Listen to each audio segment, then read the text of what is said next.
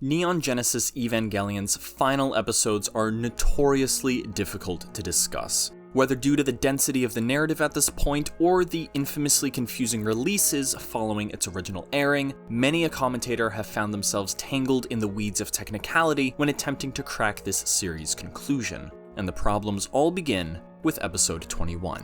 To avoid boring you with nearly 30 years of convoluted release history, which even I can't pretend to understand, all we need to know going forward is there are two principal versions of Neon Genesis Evangelion: the original air, or OA, and the director's cut, or DC. Aside from the technical upgrades like improved audio and redrawn shots, Anno's director's cut boasts several previously unseen sequences between episodes 21 and 24. These scenes primarily serve the world-building and plot-relevant aspects of the show, aiming to clarify, if not outright conclude, several narrative and conceptual elements. The director's cut, however, doesn't just extend the runtime or clean up the script. It completely transforms the finale of the series into something wholly unique from what came before. And that is what we're looking at today.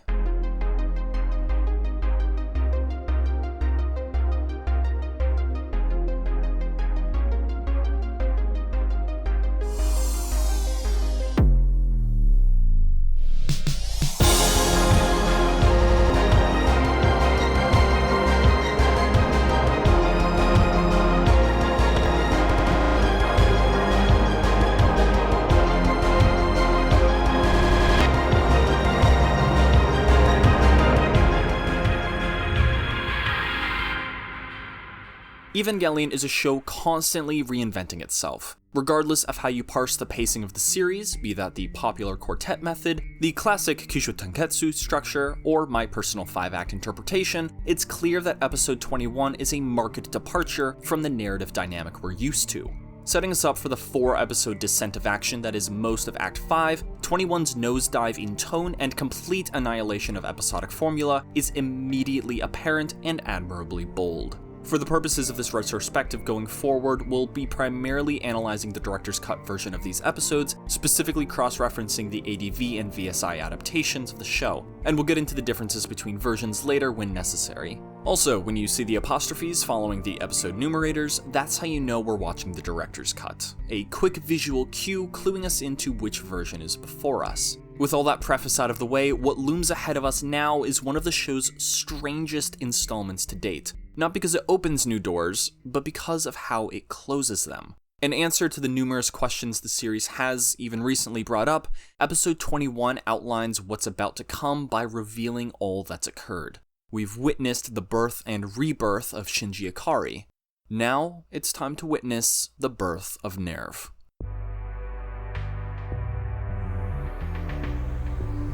The first and immediately glaring difference in DC episode 21 is the opening. Instead of the flashy, catchy intro we're well accustomed to at this point, a cold open timestamp reminiscent of episode 1 catapults us 15 years earlier to Antarctica. The time and place we know from episode 7 plays home to the apocalyptic second impact. Shots framed as found footage from security cameras around the Antarctic base show nothing of particular note as Gendo and Keel Lorenz discuss the self-righteousness of scientists. Their voiceover has no real bearing on the plot, acting as little more than thematic introspection. The real treat is in the background dialogue as things begin tumbling downhill. Looking over the transcript, many elements we're already familiar with are mentioned almost immediately, including Dr. Katsuragi, the Lance of Longinus, and the Dead Sea Scrolls. Following the sound of shattering glass, however, and as First Angel Adam begins to awaken, we hear some notable novelties amidst the scientific jargon. For one, Adam's AT field is strong enough to dissolve components on a subatomic level, and the scientists are knowledgeable enough to attempt using the lance to subdue him. Most importantly though, we're told a strain of human DNA has physically merged with Adam. While we don't know who the human donor is, we're led to believe, and outside sources will eventually confirm, this melding of human and angel species eventually becomes Karu Nagisa. The Door of Guff is also mentioned, an aspect borrowed from Judaic lore, which we'll talk about later regarding Rei. Then a camera, seemingly on the base's surface, topples over, and a worried shout declares Adam is moving towards the surface as his massive supernatural hands reach up to drag himself out. And with that, the tape cuts out, a blue screen confirms its confidentiality, and our regularly scheduled opening plays as normal. Cutting to a failed call to Misato, we see Kaji in the middle of nowhere hanging up a payphone and realizing he's not likely to survive the day. Several details emphasize the unnaturalness of the situation, like the wide shot with the payphone shoved so far to the right it breaks normal framing conventions, not to mention the remoteness of the setting. Additionally, the call counter is maxed out at 999, a theoretical limit no machine should ever reach. Ryoji remarks his card is red like blood, another dramatic statement from him, driving us to believe the end is near. Then we get our first title, The Birth of Nerve, only 6 shots and 16 seconds after our opening. Remember, the Antarctic cold open is a director's cut exclusive, so if you watched this when it aired, the trend of shrinking opening sequences is glaring. This episode determined to be done with formalities and moving forward. Now, before we get into the episode proper, a little forewarning that episode 21 plays with its editing and script to intentionally misdirect the audience. Like a spy thriller, several of the setups we witness are eventually subverted in their payoff, a multi-layered game of Clue playing out not just across this episode, but up to the series finale, as players try desperately to keep their cards hidden until the endgame. In that spirit, we see Misato interrogated by Nerve's Intelligence Department, Division 2, while learning of Vice Commander Fuyutsuki's abduction. The establishing shot, panning from Misato to the agents, uses all the techniques we've seen before to convey the power dynamic here. Misato is seated visually below them, as the pan from left to right sets the agents as a barrier to progress. Pair this with the head-on shot framing of the agents flanking Katsuragi, a sort of closing in, and the table acting like a spotlight that separates her from the shadows the agents inhabit, and her cooperation is completely understandable as every element works to keep her on the back foot. Now, while Division 2 states that Kaji is suspected for Fuyutsuki's kidnapping, and the opening phone booth shot might lead us to believe he's on the run or distancing himself, we quickly see the Vice Commander has been abducted, ultimately, by Seeley. Now, at first, that doesn't seem questionable. Kaji is a triple agent. Seeley could have just had him bring Fuyutsuki to them as part of that ploy, right? Except that Seeley outright concluded last episode that Ryoji is no longer trustworthy, given his inability to keep Gendo from ascending Shinji and Yui. The ruse is up, and Kaji is now forced to play around Seeley's operations as Fuyutsuki begins his interrogation. The reveal of the monoliths is startling and a little confusing until Fuyutsuki recognizes for us that this isn't the Human Instrumentality Committee, but Seeley itself, no longer posturing, but showing their true faces, ironically enough, by hiding them. The Vice Commander's use of humor and nonchalance to gain advantage of the conversation is admirable, but the camera tells us the truth in how it angles down to show him from Seeley's perspective and up at the monoliths, a contrasting power dynamic exactly like Misato and the intelligence agents. Fuyutsuki and Nerve by extension are having the noose tightened around them, and the Vice Commander loses the power struggle as Seeley Member 9 addresses him as Professor, an intentionally derogative title Fuyutsuki chooses to savor as it catapults us into simpler times back in 1999. Here, sifting through suspiciously normal dialogue, we learned Fuyutsuki used to be a professor of metaphysical biology at Kyoto, meaning he's a world-leading expert in, transplanting and manipulating human souls and consciousnesses. Explains his expertise with the Eva and Magi systems, hinted at all the way back in episode 11.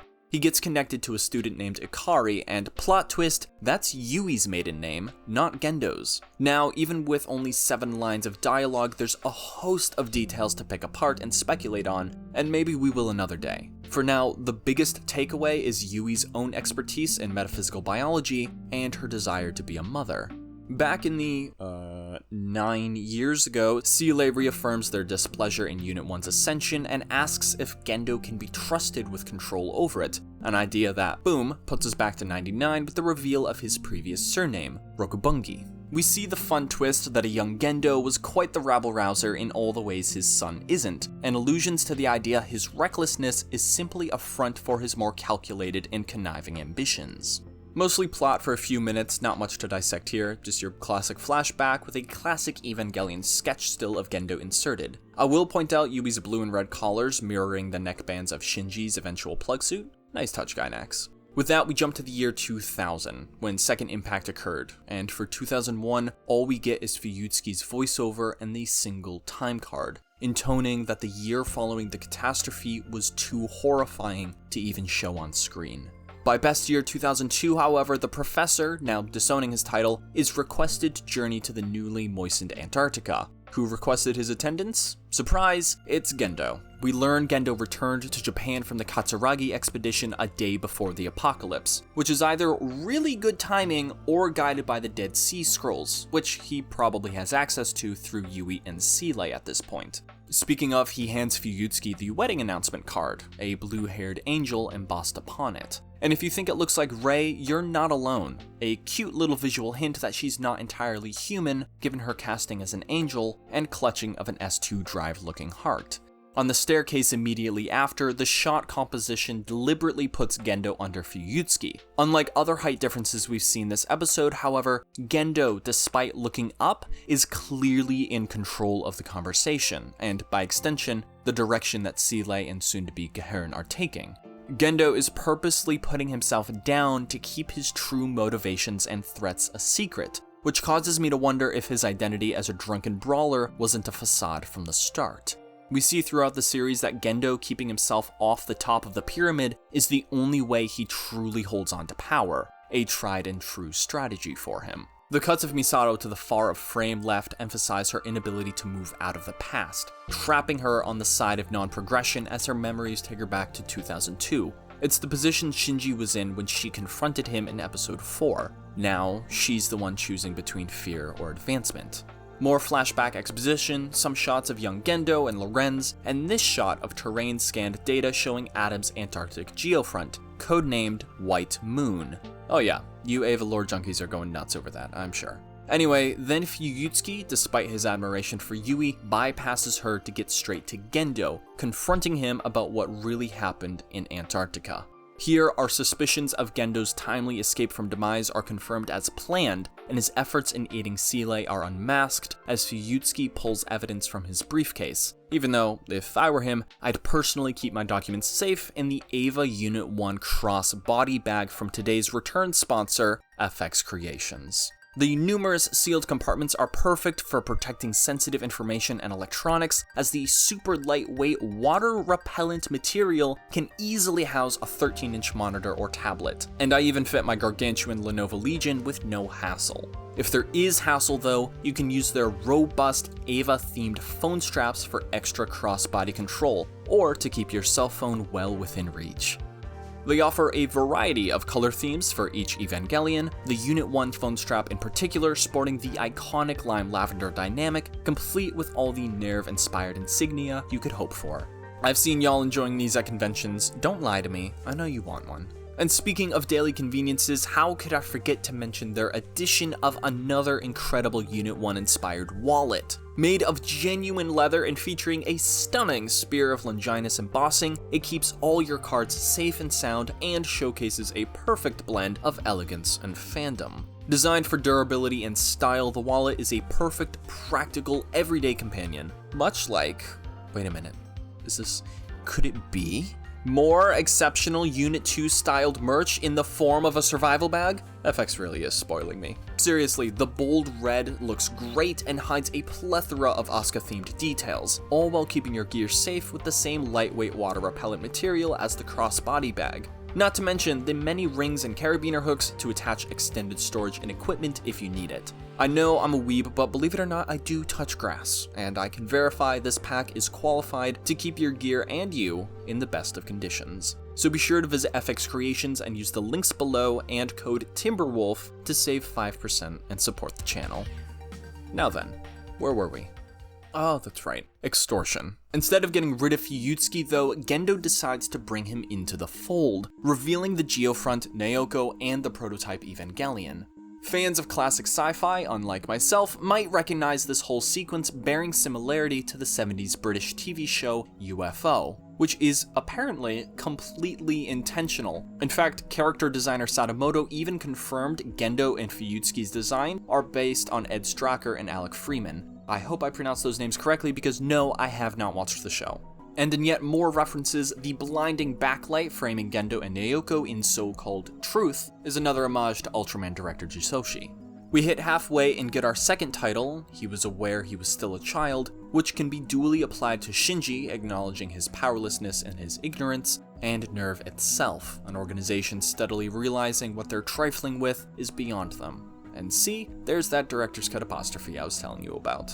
More time shenanigans, and now we're in 2005, finally getting Ritsuko and Misato's backstory, as told through narrated letters between the Akagis. We see Ritsuko smoking for the first time in the series, and meet Kaji. Here, the show uses more of that sketch aesthetic, used almost exclusively to frame nostalgia and the past, in the same way a sketch itself is a past form of what a frame or image ultimately becomes. Step back to 2003, Fuyutsuki and Yui are at the waterfront discussing their individual positions. Taking note of the location, we finally have our answer as to where Shinji recalled his mother's photo in the tree they sat under during the introspective of episode 16. Shinji remembers this occasion as a happy one, and for good reason. Although Fuyutsuki begins this discussion by recognizing he's likely to, shall we say, get kicked from life if he reveals Gendo and Seele's plans, Yui reveals she has her own plans in place to re-establish world peace and undermine Seele's machinations, and she's willing to bring the professor in on them. More specifically, Yui says she joined Seele for Shinji's sake, and since we know she's wanted to be a mother for years now, it's not difficult to deduce she's been playing her organization for the sake of her child for years now. The only reason she's in the position she is because she's aiming to bend Seele to her own will, something she continues even after absorption into the Evangelion. This is punctuated with Fuyutsuki's head turn, him realizing our boy hero is the reason Yui is dedicating every ounce of herself to this cause. The cause, of course, which we immediately see take her life. We see Shinji waving to his mother as she speaks her last words, her fate, like the world's, too horrifying to show the audience as we cut to her grave, which we know is empty. The establishing shot in Gendo's office is bathed in orange, a twist from the blue of before, and step towards the garish and unnatural magenta we know it'll become. The construction sign is a barrier between Gendo and Fuyutsuki, a stand-in for Yui's death as the object separating them. Gendo, going forward, assumes his usual steepled hands and glasses, both masks to keep him distant from the world. But wait, I hear you saying, Gendo looked the same during Yui's test. Why appear closed off then when we've only seen him smug and in control up to this point? Well, there's some evidence to suggest Yui's contact experiment wasn't the first. Kyoko's was. If you don't know that name, you will. It's Asuka's mother. If Kyoku Soru was the first and her resulting madness is well known, it makes sense why both Gendo and Fuyutsuki are so apprehensive, and unfortunately, things went far worse than they possibly feared. Which is why Gendo proposes the Human Instrumentality Project to Seele as an organized means to their ends, and a way to reunite with Yui. The weight of pulling this project off is, of course, shown in the brilliantly iconic cross shot. An impossible shadow falling against the wall as the camera zooms out, we see Gendo metaphorically bearing the burden of the world as he speaks about instrumentality, the event that will pile humanity's souls upon him in much the same way as Christ bore the sins of the world upon the cross. In 2008, Ritsuko joins Gahern and gets lost in Central Dogma, the very thing she'll later badger Misato about in episode 1. Having her ID verified, she's able to, whoa, that's awkward. This episode is just a roller coaster of relationship dynamics. Let's skip to 2010, and Rei Ayanami, presumably Rei 1, who Naoko immediately recognizes as Yui, another sketch card to punch that revelation home. When she appears again, the types of shots used to frame the situation are reminiscent of horror film cinematography. Naoko looks over her shoulder, chairhead drawing focus to her eyes as she looks over to Rei. The next shot is from her perspective, the child far off, unnaturally still, and blocking the only way out, like a monster of yore.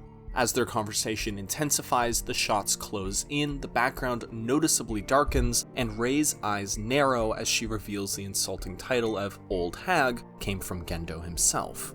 The color scheme goes AWOL at this point, Naoko's whole world thrown off kilter as she sees Yui in Rei's place.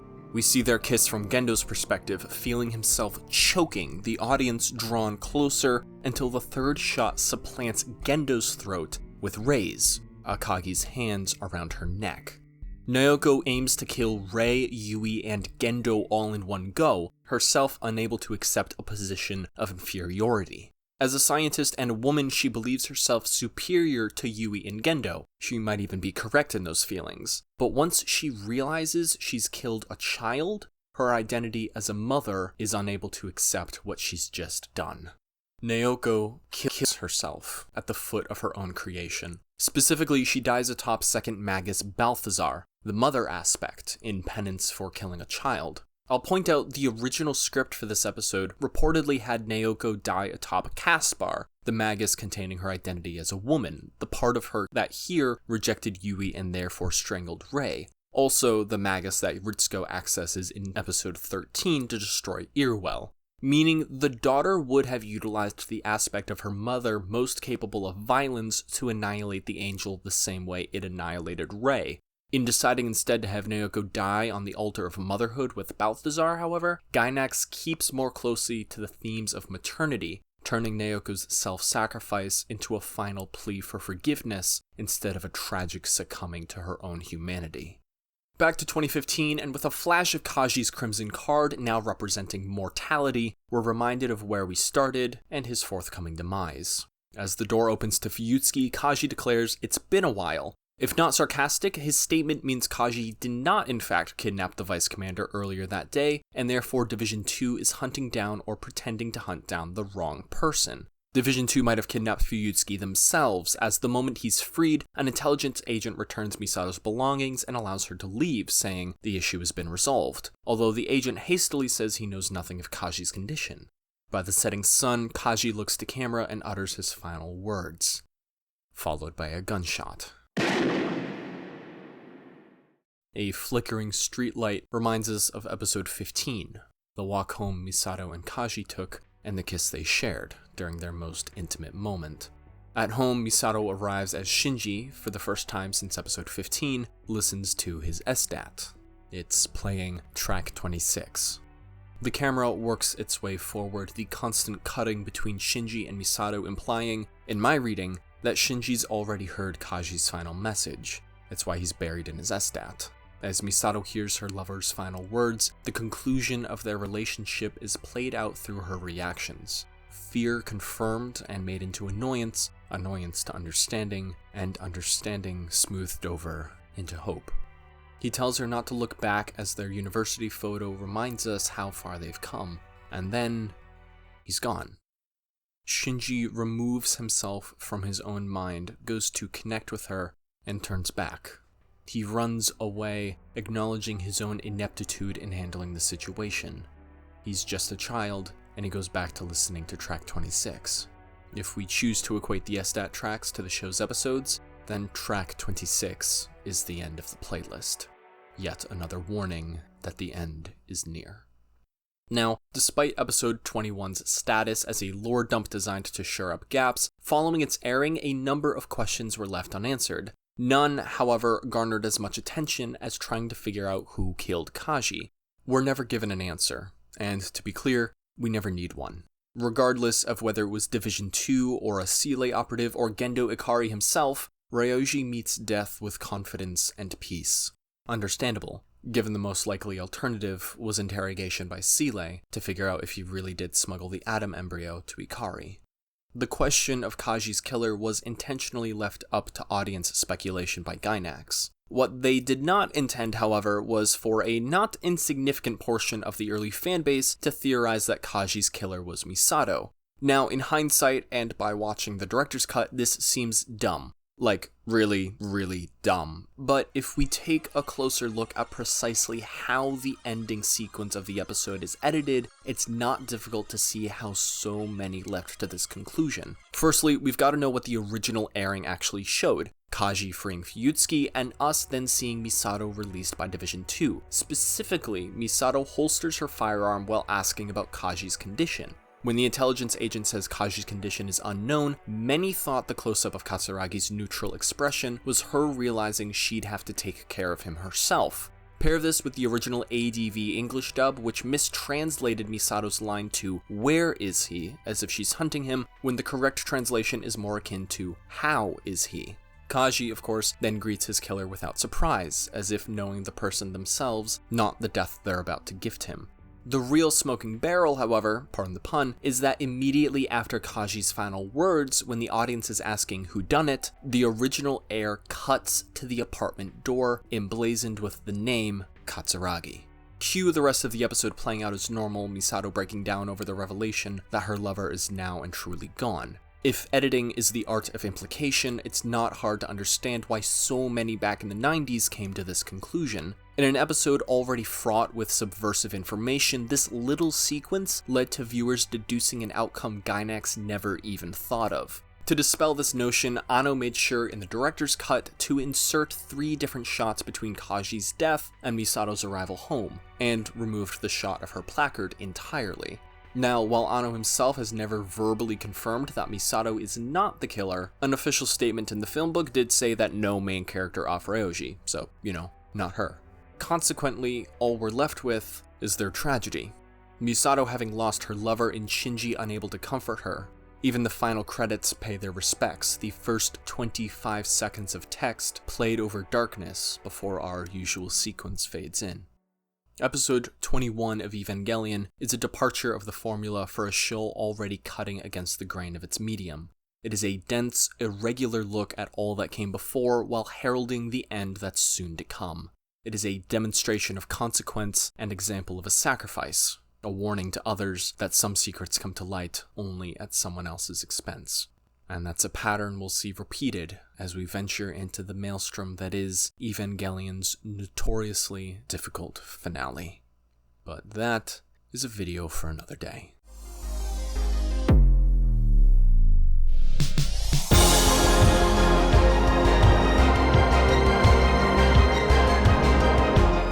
Hey, how are y'all doing? Hope you're well, genuinely, and I hope you enjoyed this continued retrospective. Thank you all so much for seeing it through to this point. If this is your first time joining me on this crazy journey through anime mayhem, feel free to check out our other videos breaking down the edit of Evangelion. And if you've been a longtime fan, like I know many of you are, sound off in the comments. A very special thank you to return sponsor FX Creations. They've been an absolute blessing to the channel, and I seriously recommend checking out their awesome apparel in the description. I can certainly vouch for it, and if you do grab something for yourself, don't forget that code TimberW0lf to save yourself 5% and help support the studio.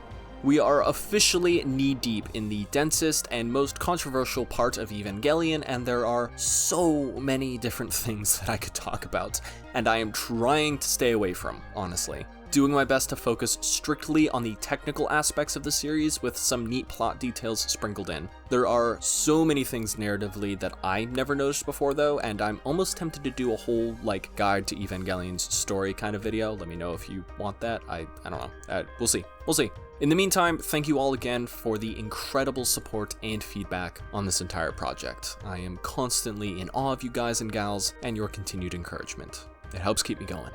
Well then, I've been Gyro, y'all have been amazing, and I'll see you all on the bright side. God bless.